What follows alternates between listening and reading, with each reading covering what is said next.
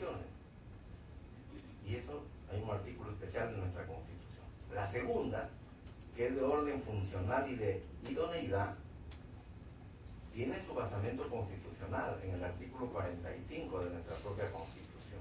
¿Qué dice el artículo 45? La proscripción de la arbitrariedad. El poder del Estado emana del pueblo. Quienes lo ejercen, lo hacen con las limitaciones y responsabilidades que la Constitución y la ley establecen. Y el artículo 138 también dice que la potestad, o sea, el poder de administrar, hoy día se habla de impartir justicia, emana del pueblo y se ejerce por el Poder Judicial a través de sus jueces con arreglo a la Constitución y las leyes. Entonces, aquí los jueces tenemos que cuidarnos en la función ya al momento de resolver, de no hacer trampa a la ley, de no sacarle la vuelta a la ley. Porque ley no es solo el texto normativo, ley es todo el contexto legal de un Estado, incluso también los tratados internacionales. Entonces el juez no puede apartarse de estos principios generales, que a veces no están en la ley, pero que la Constitución los tutela. ¿A que sí? Lord Acton en 1887 decía: el poder tiende a corromper, el poder absoluto corrompe absolutamente. En la misma Constitución peruana es la que establece los parámetros para evitar que el poder absoluto de los jueces lo lleve a actos arbitrarios al momento de resolver un caso. ¿Cuáles son esos límites? Jurisdiccionalmente, las instancias de apelación, revisión y a veces el TC o la Corte Suprema en los recursos de casación. Y disciplinariamente, la OMA y el CNM. Ahí está el amparo constitucional.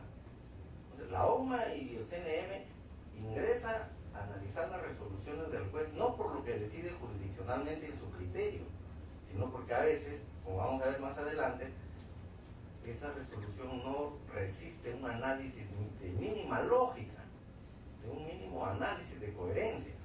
¿A qué sigue? El Tribunal Constitucional es el primero que comienza a dar las pautas para disponer, en el caso de la sentencia de Enrique Humbert Sandoval, cuando ve que los jueces están interpretando mal las leyes, el texto normativo lo están interpretando mal los jueces, una sala penal. Y en la conclusión de su sentencia dice: poner en conocimiento de la Oficina Distrital de Control de la Magistratura y el Consejo Nacional de la Magistratura la conducta de los vocales integrantes de la primera sala que han resuelto interpretando mal esta ley y que genera, por supuesto, perjuicio en los litigantes, para que procedan conforme a sus atribuciones. No es para que procedan a revisarle o declarar nula la resolución, sino para que los sancionen porque están, en este caso concreto, asumiendo funciones los jueces que eran propias del fiscal, y que por práctica ya de la formación un tanto inquisitiva de nuestros jueces a nivel nacional lo venían haciendo por costumbre. Con esta sentencia se comienza a corregir esas prácticas. La que sigue. Y como el único órgano que constitucionalmente dentro del Poder Judicial puede investigar y sancionar, de ser el caso, estas inconductas funcionales a través de resoluciones, la OMA, en su ley orgánica, tiene su función específica, que constantemente tiene que estar evaluando la conducta de idoneidad de los magistrados, la conducta de idoneidad, y aquí viene el tema, que algunos dicen que cuando entramos a analizar una resolución estamos invadiendo el campo jurisdiccional, y eso no es así. ¿La que sí? ¿Cuáles son las conductas que investiga la OMA? Los actos de corrupción, los actos de parcialización, manejo distorsionado del proceso, y lo que el TC ha señalado con la primera sentencia y con la última, la violación a la debida motivación. Imagínense que el TC declara nula una sentencia de la Sala Suprema, en el caso de Juliana Yamoja Hilares, donde le dice: señores, ustedes están haciendo una resolución para llegar a una decisión en decir hay 54, 64 puñaladas contra 4. Entonces, eso no es motivación. Usted se declara nulo y sacó otra sentencia. O sea, nosotros los jueces damos pie a que el Tribunal Constitucional u otros órganos que no debieran hacerlo nos estén enmendando la plana. Pero cuando es grotesco y se permite liberar narcotraficantes u otras cosas que no no sostienen un razonamiento mínimo, pues ahí tenemos que entrar a investigarlo, como lo ha hecho más adelante, vamos a ver el CNM. ¿La que sigue? Y esto de motivación nos lleva pues a conocer la argumentación que hace el juez en su resolución final. Y esta revisión puede ser analizada como instancia revisora o como órgano disciplinario. Como instancia revisora, lo que ha dicho el doctor Pablo Talavera, yo no comparto tu criterio, te lo revoco o te lo confirmo. Pero si a veces el mismo órgano jurisdiccional, como en el caso de la sentencia que había comentado el doctor Talavera y el doctor Mateo Castañeda, es la misma sala cuando dice este juez suplente, que no habiendo un nuevo acto de investigación, ha excarcelado, no ha oficiado para impedir su fuga del país, el mismo órgano jurisdiccional, revisor, le dice, remítase copias a la OMA para que lo investigue, y cuando se investiga la OMA y posterior el CNM, se demuestra que este señor pues, se dedicó a liberar a una serie de narcotraficantes,